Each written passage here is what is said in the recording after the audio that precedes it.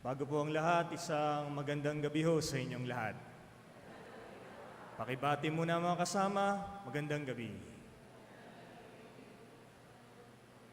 Ngayon pong ipinagdiriwang natin ang devotional na misa na ito sa ngalan at sa karangalan din ni Maria Salamin ng Katuwiran. Titingnan natin kung paano tayo makakatayo katabi ni Maria na salamin din naman ng pag-ibig, pananampalataya at pagsunod kay Jesus. Taas po ang kamay kung totoo. Kung hindi man karamihan, lahat, bago pumunta ngayon sa simbahan, tumingin sa salamin. Taas.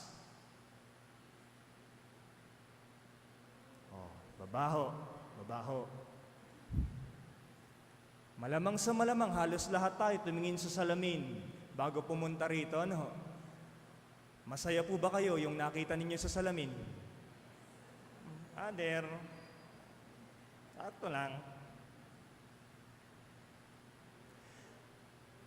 Nakakatuwa hong isipin, araw-araw nating nakikita ang salamin at araw-araw nating dinadaanan ng salamin. Pero natutuhan na po ba o nasanay po ba kayong magpasalamat sa salamin paminsan-minsan? Yung tipo pag nakita mo, salamat, ang gandang lalaki mo dyan.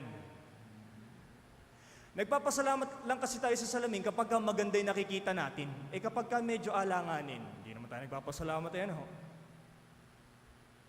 Ngayong araw na ito, hindi yung physical na salamin ang pag-uusapan natin. O hindi rin yung sarili nating refleksyon ng ating pag-uusapan.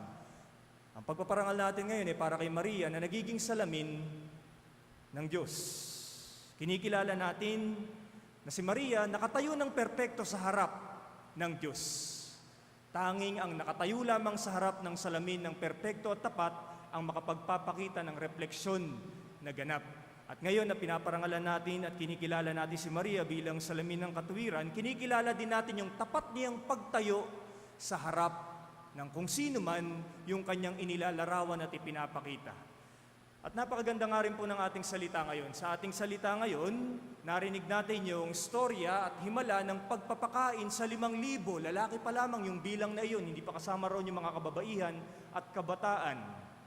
5,000 taong pinakain, himala.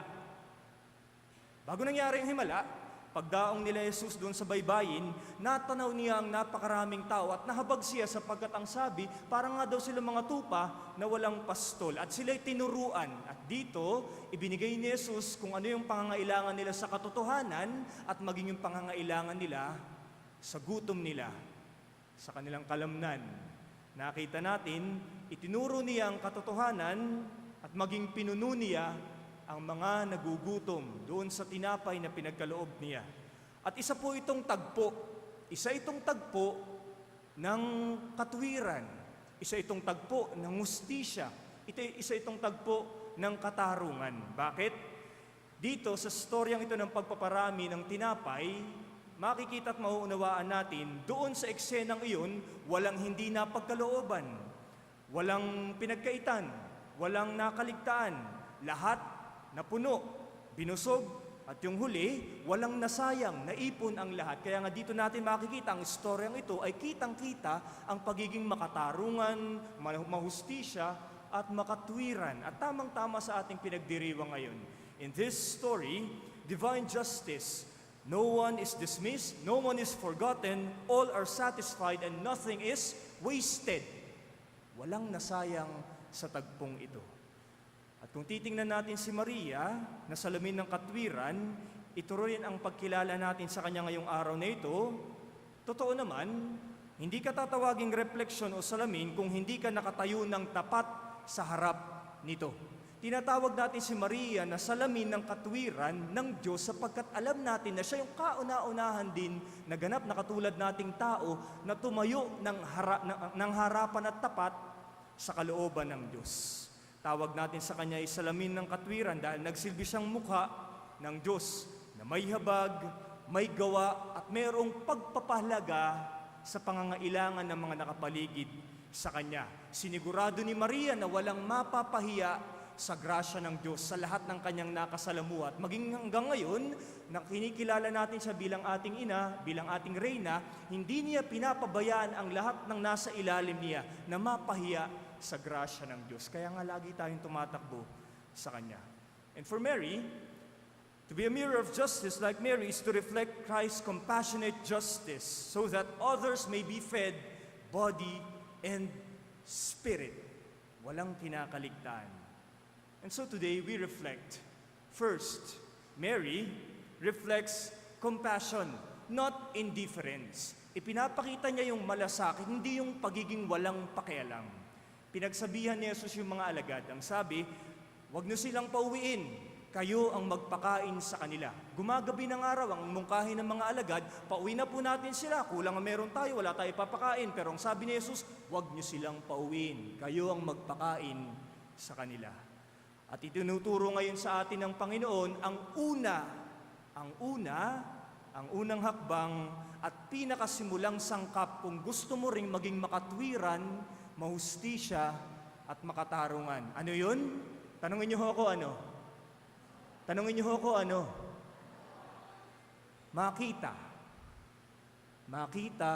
ang pangangailangan. Ang unang hakbang at pinakamahalagang sangkap sa landas ng pagiging makatwiran, makatarungan, mahustisya ay yung makita mo muna ang pangangailangan ng iba. Makita mo muna ang gutom, ang uhaw, ang daing, ang panaghoy ng iyong kapwa. Kasi kung hindi mo yung makikita, hindi mo mabibigay ang makatarungan at mahustisya para sa kanila. Justice in the kingdom of God begins with seeing, really seeing the human need. Unang hakbang ay ang makita ang pangangailangan. And Mary lived this kind of justice. Nakita ang pangangailangan. Pakitingnan ng katabi. Pakisabi, nakita mo ba? Pakisabi sa katabi, nakita mo ba? O, pakisabi kung hindi pa, makikita mo. Oh. Kung ibig mong maging makatwiran at makatarungan, simulan mo sa pagtingin at pagkita ng pangangailangan. Di po ba't ganito rin ang hustisyang isinabuhay at katwiran na isinabuhay ni Maria? Noong nagbalita ang anghel sa kanya, nakita ni Maria na kailangan ng daigdig ng manunubos. Kaya nga kahit malaking panganib at sugal ang gagawin niya, na magiging ina siya ng anak ng kataas-taasan, kahit magiging mapanganib yun, baka iwan siya ni Jose, baka kung anong isipin sa kanya ng mga nakapaligid sa kanya, kahit ganun kalaki ang panganib, alam niya at nakita niya ang pangailangan ng tao na kailangan natin ng manunubos. Kaya nga ang tugon niya, maganap nawa sa akin ayon sa wika mo. Sa pagbisita niya sa kanyang pinsang si Elizabeth, nakita niya yung panganib ng katandaan at pangangailangan ng kanyang pinsang si Elizabeth. Kaya nga ang sabi, nagmadali siya na pumunta sa kaburulan ng Judea na iyon. O doon sa kasalan sa Kana. Alam niya na mapapahiya at malaking kahihiyan doon sa kinasal kapag ka naubusan ng inuming alak. Ano ang sabi niya? Nang makita niya yung pangangailangan, lumapit sa kanyang anak. Anak, wala na silang alak. At kaya nga kung titingnan natin si Maria, isinabuhay niya rin yung katwiran, yung katarungan, yung malahustisyang salamin ng Diyos na makatwiran. At kaya nga kay Maria, tanaw natin kay Maria ang Diyos na hindi nagbubulag-bulagan sa pangangailangan ng kapwa. Tanaw natin kay Maria na hindi siya nagpipikit mata sa pangangailangan ng kapwa. Mary reflects a God who does not look away. A God who does not look away. And to become a mirror of justice today means refusing the temptation to say, "That's not my problem, Father."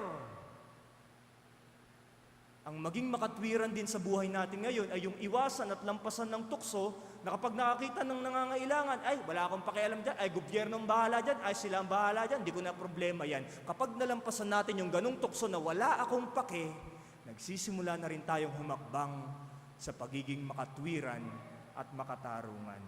Kapag nakita mo yung isang kapatid na nananahimik, nag-iisa, nangangailangan, gutom, uhaw, malungkot, nakita mo ang kapatid sa kanya, unang hakbang na yan ng pagiging makatwiran. Ikalawa, ang maging salamin din ng katwiran ay karugtong na alam mo dapat ang dapat kalagyan ng bawat bagay, the rightful place of everything. Aral ito para sa atin mga kapatid, na ang lahat ng bagay ay dapat nating ilagay sa tama nitong kalagyan. Saan? Tanungin niyo ho ako saan? Tanungin niyo ho ako saan? Sa paanan ng Diyos. Sa Diyos. Ang tamang lagayan ng lahat ng bagay ay sa paanan ng Diyos. Yung mga alagad, kulang ang meron sila, kaya nga sabi nila kay Jesus, pauwiin na lang po natin yung mga tao, wala tayo ipapakain sa kanila. Yung nakikita nilang kulang, kay Jesus, ang nakikita niya ay sapat. At kaya nga nung ibigay nila sa dapat kalagyan yung tinapay at yung isda, nangyari ang himala.